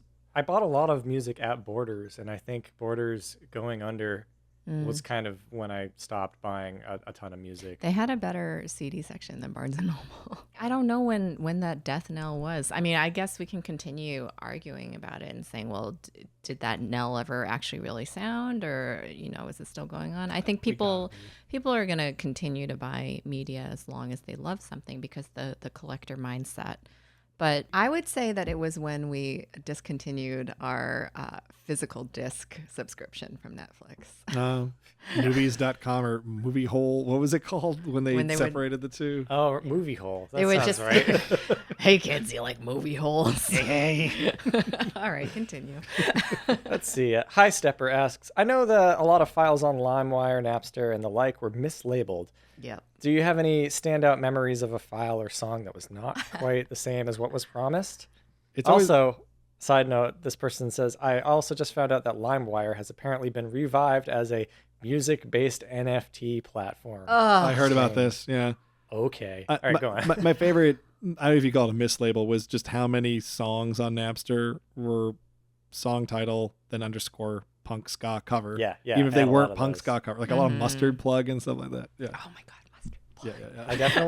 I definitely actively sought those out, and I never learned any of. I mean, it was definitely freak. a couple of fun summers listening to goofy ska covers and stuff. Theme to the Critic punk ska cover.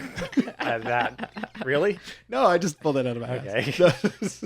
You're a punk ska cover. Well, there were other ones. There's a lot of like false attributions of bands to But songs. I think the question is more like, did you download something that said that promised it was going to be a Madonna song? Oh, yeah, and that then it was happened all just the like time. some terrible punking thing. A lot of bands were like, "Oh, this is a Rolling Stones song." It's like, no, this is not Rolling Stones. Yeah, I can't remember like moments of disappointment, but I do remember like I think we all remember like the so-called System of a Down, Legend of Zelda theme. Link, he come to town. That was not. It wasn't System of a wasn't Down. System of a Down. My high school girlfriend made me a mixed CD of Bruce Springsteen songs once, and like half of them were Bruce Springsteen because she just like they would be like, "Oh, this is like clearly John Cougar Mellencamp," but the MP3 was labeled Bruce Springsteen. Brygog asks, who is the defining band of our generation? When you think of the biggest acts these days, it seems artists are the majority, whereas bands are fading away, at least in popularity. That's a good point. That's the big caveat, because if it's like a performing band, it's probably the Foo Fighters, but the Foo Fighters just aren't as ubiquitous as, they're pretty ubiquitous. The last big band was Imagine Dragons. Yeah. The Killers before that, probably. I want to say, Everyone I'm liked not the a Killers. fan of them, but like Maroon 5, I think were like the last big radio, just a band. Every song was a hit. Yeah. Foo Fighters are bigger than Maroon 5. We're not into metal at this table, Yeah, really. I guess. Some people love Foo Fighters metal stuff. I'm not talking in terms of how much the fans love them. Yeah. I'm talking in terms of like selling the most records at Walmart. I just started typing into my phone biggest rock band. Mm-hmm. I wrote biggest, and then I had swiped rock, and it misappropriated it as dick. Biggest dick So band. I was just Googling biggest dick. Like, nope, not what I wanted to look at. Yeah, a likely story to cover how you were searching up big dicks. Yeah. Brygog has a follow-up question, and that is, would you download a car? Oh yeah, most definitely. Of course. We would download a car. Yeah. Yeah. I think we just spent an hour talking about how we would shamelessly download a car. Cars are prohibitively expensive. And then trade that downloaded car with our friends. It doesn't steal a car from someone else. It duplicates the car when you download it. No, it's a victimless crime. No. Ian T. McFarland asks, what band have you been the most embarrassed to admit to liking when you were a teenager? Zero. Love all bands. All music is cool. Our first concert that we went to as a teenager was Weird Al. Well, and no, he wasn't I have no cool shame then. about Weird Al. Yeah. Did you know you were both at that Weird Al show, unbeknownst about the other one? Yeah, we were like 11. We had not met Weird yet. Al's Running with Scissor tours, when you were 11 and I was 13, we both went to the same concert at the South Shore Music Circus. Yeah. Which we found out way later. That's such a cute story. That's so cute. I made that movie, The Creed. I wasn't into Creed. I was into Kid Rock when I was 11 or 12. And by the time I turned 14, I was like, this is dog shit. Like even as a 14-year-old. Oh, I guess maybe. Kid Rock's pretty bad. Yeah, Kid Rock's pretty bad. I guess maybe she's pretty good, but I guess maybe like Tori Amos. Like I like Tori Amos, but I feel I'm always like, when I say, hey, I bought the most recent Tori Amos CD in like the year of our Lord 2006. I'm not like broadcasting it. There's like a weird donut hole with that type of embarrassment because like on one side of it, like there's like a Tori Amos, something that was like really emotional and you thought was the most artsy shit in the world like when you were and then you get a little older and you're like, I don't want to really talk about listening to. I'm trying to think of an equivalent to Tori Amos. You mean a dude equivalent? Yeah, like maybe a Linkin Park or something. I don't know. People love Linkin Park, but like then like. Yeah, on the other side, there's stuff like Lit or whatever that like everyone's like, oh yeah, that's trash, but everyone likes Lit. Everyone liked that one song, My Own Worst Enemy. Mm-hmm. But no, I think Kid Rock for me is like the one I'm like, oh, I can't. Yeah, believe that's pretty goofy, Kevin. Not even goofy. It's just shit. It's just like a Beastie Boys wannabe that like sings about being a pimp. It's the most like it's like the thinnest type of music ever produced. Have you ever felt shame at music? I felt a lot of shame like at the time, so I don't know like. Well, I mean, but that's just being a teenager is having a lot of shame. Yeah, and but like a lot of the cringe. music, I would like. I'm gonna play this They Might Be Giants song in public, and then like I'd immediately feel like no one else gets this, like, and but I'm trying to think of like bands that I used to listen to that I don't really anymore. I think it came full circle becoming closer and closer friends with you because the kind of stuff I should have been embarrassed about, we put on in the car. Yeah. Like, hey, put on some Huey Lewis and some Robin and some Mariah Carey, Stuff rules. Yeah. Like, and I think I have like a more open attitude toward music than I did back then. So I'm not sure what the correct answer to that would be. I got a coworker that's 10 years older than me who's really into New Jack Swing because that was like his thing when he was of age. So like we listened to Bobby Brown and New Edition and stuff like that. I love New Jack Swing. Yeah. Like that embarrassment, it comes and goes. I think by the time you're our age, it's just like not that embarrassing anymore. Worse things than a bad music happened to you by the time you get to our age. Well, I'll say like I used to list like Fatboy Slim as one of my favorite artists. Oh, that's cute. But that was like having heard like 3 songs of his. That's really cute. Oh, this is a little anecdote with a question after. Sam Ballard says, I made a mixtape CD one time for a love interest filled with tracks from the band Him, H-I-M, and narrowly avoided gifting a personal mixtape of Weird Al, which I ripped from LimeWire. My man. Yeah. You gotta be careful with those Weird Al. Those are mislabeled. Those will say things that Weird Al would never say. He's a clean ass. And Sam asks, do you think physical media will have a comeback due to the high energy cost as well as the price of multiple streaming services? No. Oh, now that's an interesting, because I mean, we've been dilly-dallying over this issue the whole last 2 hours, but that's an interesting thing, the high energy cost. I think it'll come down to if the record labels and publishers see a fiscal incentive to like printing the CDs and opening up the plants. There's that company Limited Run Games that still like does physical publishing of indie games and stuff. Yeah. And you have the equivalents with like music label, like Bandcamp bands and stuff. But I think people just will curate a lot more. I mean, it was a very common sight when we were younger to, go into somebody's house or dorm room or whatever and just see, a wall that was completely filled with IKEA things of CDs and DVDs, and people would just have hundreds or thousands of things. Right. I don't think it's ever going to get to that point again. People are going to self-curate more because now that wall space is dedicated to Funko Pops. You know what it's going to be? It's going to be those scenes. There's like 2 or 3 of these scenes in V for Vendetta where like Natalie Portman goes to someone's house and they bring her to the back of the house and they pull the lever and there's like a whole safe in the back of just like, you know, like totems and like a Quran. Tracks. But with us, it's going to be like Weird Al CDs. Yes. Yeah, no, I think Run with the physical media scissors, child. I think it has settled into its final market share. It's never going to be as big as it was, but Yeah, and I think it we should be. It will persist. Yeah, as a collector's item. Yeah, as a collector's item, there is definitely a solid market, and we're blessed that vinyl kind of like came back to like be like a huge part of that. So yeah, I think that's about where it's gonna stay. Rosemary asks, what were some of the first songs you enjoyed enough to burn to CD for easy repeat listening, and why? Specific songs. I remember when I first had a CD burner accessible to me, it was through high school, as I mentioned earlier. And I would do the thing where like I would download like 3 songs and feel so lucky. Yeah. I would like burn a CD with those 3 downloaded songs, and then the rest of the CD would just be like another album I ripped.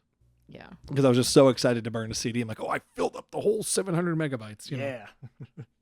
I still have some of my old mix CDs that just say random on the front or whatever. You know, car trip. Yeah. There was a pair of mix CDs that my mom actually made, or that we helped my mom make, because she was throwing a Halloween party one year, and she had a list of songs she wanted to put on it, and they were all like funk songs she remembered. Nice. From like, you know, 70s through the 90s. Seeing if you could stump Napster. Yeah, and it was like the latest track on it was like the Backstreet Boys Back song. Yeah. Cute. But there was like a lot of like Rick James era stuff on it, like You Dropped a Bomb on Me and, you know, Let It Whip and stuff. And that album was like such cool music. I just want to like compliment my mom's music taste here. And She's a cool lady. And like that everyone in my family would like put that CD on Sick. like in the kitchen, and just it got a lot of use. It was called Nan's Mad Mix 1 and 2. The other night I was at this rooftop bar in Hell's Kitchen called the Press Lounge. Like dozens of stories up or whatever, looking out over New York at like 1 a.m, right? Like picturesque, like super nice out. Living the life. And like, you know, cocktail in one hand, like and like they were playing random music, you know, like light music on this rooftop bar. And they started playing the Backstreet Boys song. Nice. Yeah. And everybody lost it, I'm sure. And they got like 20 seconds in and they changed the damn song to like some like easy listening, like It's a good song. it's a good song, but it kind of pissed me off. I was like, how did that get in there? If you weren't going to commit to it, Yeah, like you got to commit to the boys. maybe it was like 3 weeks too early. Like it's still September. We can't play. Right. Yeah. I actually think that the first songs that I really have memories of burning were probably like J-Rock Visual K stuff that I found again through LimeWire, like Sick. Larkin Ciel, Malice Miser, Durham Gray, things like that. Yeah, just, you know, weird like import stuff that you just couldn't find in the store. Oh yeah. I had like Rip Slime burned to CD. Rip Slime, Yeah. Very good. Early in Clay, when Gacked. when I kind of hit my sophomore era of loving Bruce Springsteen, and I discovered Backstreets.net and these Bruce Springsteen forums, I was finding people who are uploading like studio outtakes and stuff. Before that kind of recording would be commoditized by Springsteen and his fellow artists. Like it was before those rock bands realized people would pay money to hear like, well, here's like the lyrics from this song over the melody of this song, like in a very rough primordial stage. And I ate that shit up. I still do. Like Neil's like gotten annoyed with me putting on like, here's like the 8-minute cut of Raspberry Beret, and Neil's like, oh boy, 8 minutes of Raspberry Beret. That's a great song. It is a good song, but 8 minutes is a little bit too much. There's like an opening 90 seconds of just like finger cymbals, like, and like the bass line. I love that shit. That was the stuff that I loved about the early days of Napster. Well, I mean, like when I got to college and I was still pirating music and stuff. But that's the stuff I would look at, stuff I couldn't just buy, you know? Yeah. Like in college, somebody said that Raspberry Beret was the song that reminded them the most of me. And I'm like, what the hell, man? I'm always wearing clothes. I'm a never nude. It's also like that, like listen to any lyric in that song. Like, this reminds me, all right. Yeah. Had a kind of trashy affair last year. All right. Aaron's Quest asks, have you ever had a strange concert experience? Oh, gee. Like, Yeah. I mean, you've got a good one. That's not even strange. We've talked about it on the show before. Is it Nick Jonas? Nick Nick Jonas. That's probably the Oh, that ultimate was really one. cute. Joe Jonas. Joe Jonas. Was a fan, or is a fan, of the Mouth albums that I had made. Joe Jonas messaged His me. band DNCE. His band DNCE, who were very big at the time, and were playing at the TD Garden, so a huge stadium arena. They're playing a huge show, and they said hey, do you want to come to the show and we could meet up backstage? The whole band wants to meet you. And I was like, this is crazy, but yeah, let's do it. So we went. So we went and met up with the point man, and he brought us through this whole through the backstage area. This winding path around all the fans and everything. Was it like that scene in Wayne's World where they meet Alice Cooper? It was more like Frankenstein wastes a minute of your time on Conan O'Brien. So we get there all the back halls. So we get there, and the bodyguard or their manager or something is standing in the door. And it was he a very scary bodyguard. Yeah, it was a scary guy, and he said, his arms were crossed. He's like, "Who are you? You can't come in here." Yeah, Remember he said that? you can't come in. You can't come in. And I was like, oh man, yeah, I knew this wouldn't work. He's too famous. But then the guy, he broke. He's like, they told me to do that. He said, you can't come in until you wear until these. you wear these, and they gave us special backstage passes that had my face on them, a little laminated cutout picture of me. I didn't know this part of the story. That's Yeah, fantastic. they went out. They went to Kinko's for me, and I went there, and they had filled the room with a bunch of pictures of your face, pictures of my face, kind of meme images of me, and it was a and Smash Mouth jokes and stuff. Yeah, they decorated the whole green room as Neil. It was a Neil themed green room party. Just a truly bizarre. They all jumped out from behind the couch Smash Mouth! And dropped a net on you too. Yeah, it was very weird and cute. I always tell people it's Nick Jonas because I don't quite know the Jonas. Learn your Jonai. The Jonai brethren. But they were all very nice, and it was really fun, and we stayed through their whole set, and then we left before the main act, yeah. So I don't know who it was. You can't top that story for a strange concert experience. It was pretty strange. I mean, the other strange concert is Weird Al, where we, as we mentioned, we were there. Synchronicity, we were there. That's great. We did not know we would later grow to know each other and become I like betrothed. to think that our eyes locked at some point, and we're just like, ooh, girl, ooh, boy. That's cute. I'm not here for love. I'm at a Weird Al show. Yeah. That Weird Al show specifically got into Weird Al. Well, that Weird Al show is also my other big meeting a celebrity backstage story. Okay. Santa Claus? Mr. Blessed Life. Yeah, Santa Claus was there.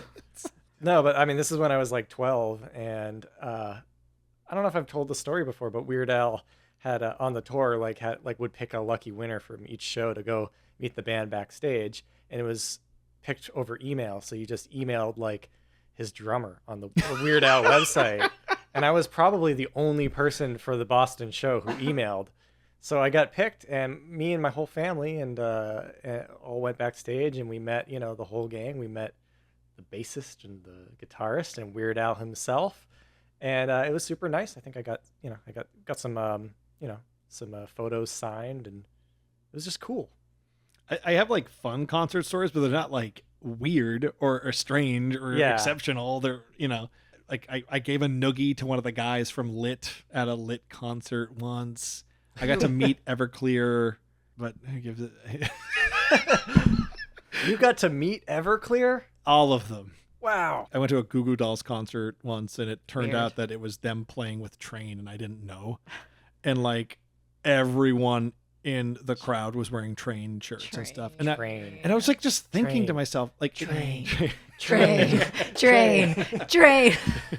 Oh, we're stopping the chant. Train was treated like the headliner. And I was sitting there seriously thinking, we talked about this on the podcast right after I went to that show. I was like, I can't name 3 Train songs. Why were people? I can't name one. What was their hit? Did they do Drops of Jupiter. Yeah. Oh, right. Meet Virginia. Oh, Meet Virginia. Okay, yeah. Hey Soul Sister. There you go. You can name 3. But the Goo Goo Dolls have like What do they got? Iris. Iris, Name, Broadway, Black Balloon. Oh, we got a real fan. We got a Goo Goo fanatic. He's Here gaga Is for Gone, Goo Goo. Stay With You, Better Days. Like Damn. they All right. were on Smallville. Like The greatest barometer of a fine musical act. Yeah. Okay. Well, one more question from Aaron's Quest, and then we'll stop. What side of the battle of Britpop were you on, if at all? Blur versus Oasis. Blur. Blur, Yeah. blur. What was Blur? They had song number 2 and Park Life. Boys who like boys, who like girls, who know girls. Oh yeah, that's a great song. Always something there too. I think I'm Oasis. I think I have to be Oasis. No. I love that. Go do your research first. You know what? Actually, Kevin, here in my spindle of CDs, I think I have a Blur I think album, that's, and I I'm think it's in gonna. the case. I think Don't we Look can- Back in Anger is a real good tune. Well, I'm gonna just lend. You know what? Boys who buddy, like girls who like. I'm yeah, gonna yeah. lend you this CD, and you're gonna listen to it on the way home. Let me find I do it. have a CD player in my car. And you're gonna come around to it, and you're gonna like Blur. You're gonna like Blur. I I probably guarantee will it. like Blur more. I actually haven't listened to a ton of either band, so I can't. My gut is telling me Blur though. They're more eclectic. Yeah. Oasis is kind of like, you kind of know what you're getting yourself into. They're always Oasis, whereas Blur will sometimes kind of genre bend. That's what I'm saying. Who's Like, the main guy from Also, Blur? Damon Albarn, Yeah, and he's also okay, in so- Gorillaz. Yeah, I love Gorillaz, so okay, yeah. that's my thing. Is like I know song number 2, and like it's hard to imagine that song like a sound alike to that song.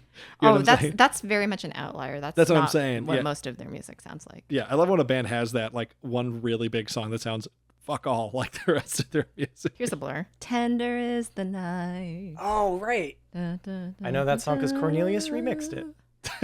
We used to sing that as a lullaby to Darcy. Oh. Yeah, we did. Here you go.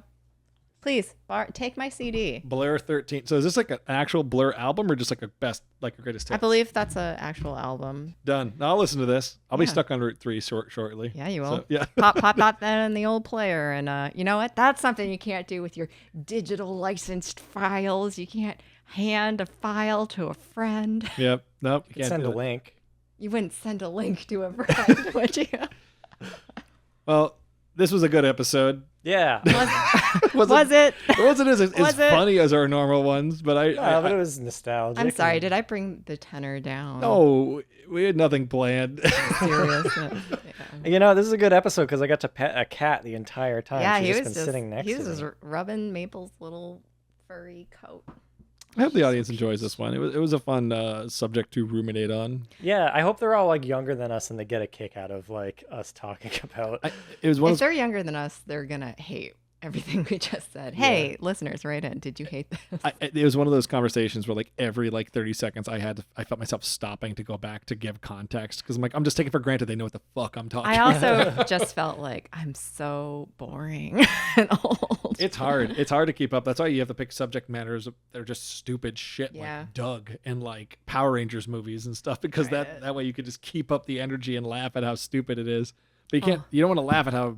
You don't want to laugh at like music. I want to broadly laugh at speaking. how long ago this stuff was. Yeah. Another gray hair. I'm rapidly going gray now. I think this I'm getting at my conversation has beard. given us gray hair. I'm getting at my beard now. Now that I've shaved my head, I haven't. I should have mentioned that in what's going on in my life. Oh, I shaved my head.